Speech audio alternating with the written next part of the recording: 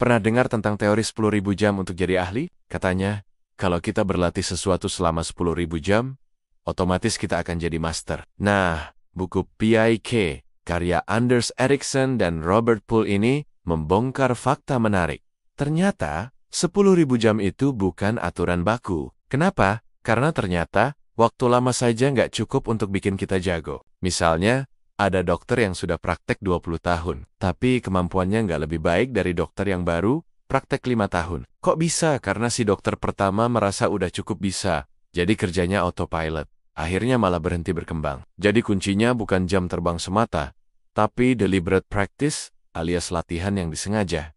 Apa itu deliberate practice? Deliberate practice artinya kita sengaja mendorong diri keluar dari zona nyaman. Latihan yang benar-benar fokus, terarah, dan menantang kemampuan kita. Dari sinilah lahir sesuatu yang disebut mental representation. Singkat, mental representation itu semacam peta dalam otak yang membantu kita memproses informasi lebih cepat dan lebih tepat. Contohnya, pecatur Grandmaster bisa main puluhan pertandingan catur sambil ditutup matanya. Karena mereka punya peta mental papan catur di otak. Atlet panjat tebing bisa membayangkan gerakan tubuh mereka sebelum benar-benar memanjat. Pegolf profesional bisa merasakan ayunan sempurna bahkan sebelum memukul bola. Mereka jadi ahli bukan hanya karena jam latihan, tapi karena berhasil membangun representasi mental yang canggih. Studi eksperimen, kisah Steve Anders Ericsson, melakukan eksperimen menarik. Dia mengajak seorang mahasiswa bernama Steve. Tugasnya sederhana, dengarkan deretan angka acak, lalu ulangi dari ingatan. Awalnya, Steve hanya bisa mengingat 7 digit angka. Itu normal, karena penelitian bilang rata-rata memori jangka pendek, manusia memang sekitar 7 angka, tapi Steve terus dilatih dengan sistem tertentu.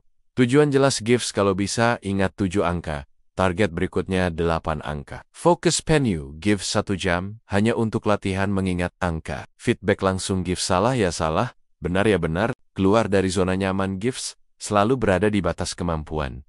Hasilnya, luar biasa. Dari yang awalnya hanya bisa 7 angka, setelah 200 kali latihan, Steve bisa mengingat 82 angka berurutan. Bayangin, dari kemampuan manusia normal, dia berhasil melampaui batas. Kenapa bisa begitu? Karena Steve dipaksa untuk menemukan cara baru memproses angka. Dia nggak mungkin mengingat satu persatu.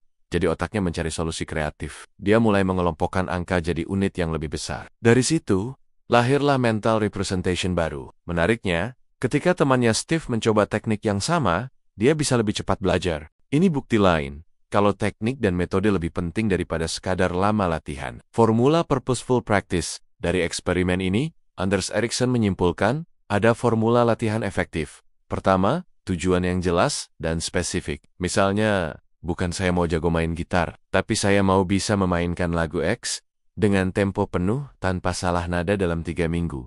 Kedua, fokus tanpa gangguan. Sesi latihan harus intens, bukan setengah-setengah sambil main HP.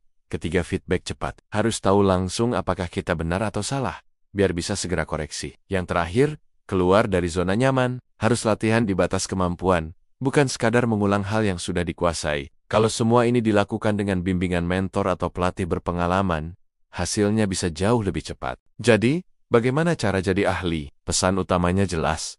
Sekadar melakukan berulang-ulang, tidak akan bikin kita jago. Kita perlu latihan yang terarah, fokus, dengan target yang menantang. Mau jadi ahli musik, olahraga, public speaking, atau bahkan pekerjaan kantor?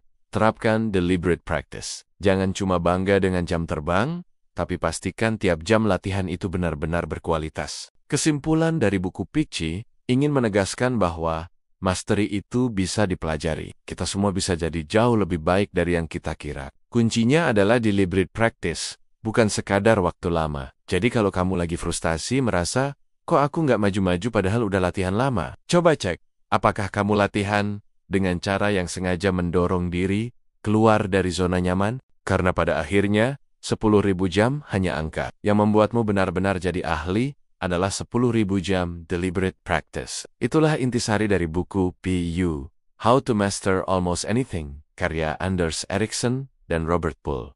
Buku ini cocok banget kalau kamu ingin tahu rahasia di balik performa luar biasa para atlet, musisi, dokter, bahkan profesional di bidang apapun. Kalau kamu pengen serius berkembang, coba deh baca bukunya. Siap-siap ketagihan belajar. Karena kamu akan sadar, kemampuanmu bisa jauh lebih tinggi dari yang kamu bayangkan.